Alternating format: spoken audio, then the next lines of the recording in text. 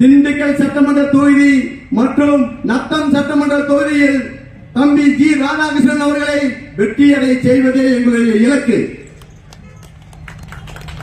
மீண்டும் சொல்கின்றேன், இந்த மேடையில்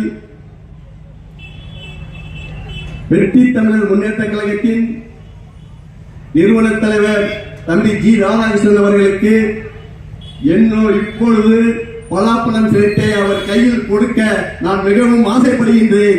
இப்பொழுது ஒரு நிமிடம் அதை கொடுத்து விடுகின்றேன்.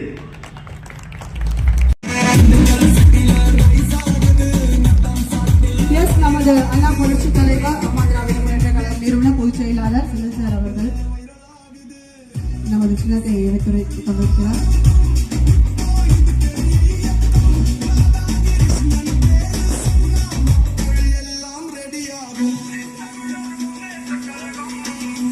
இதுதான் மக்கள் அரசியல்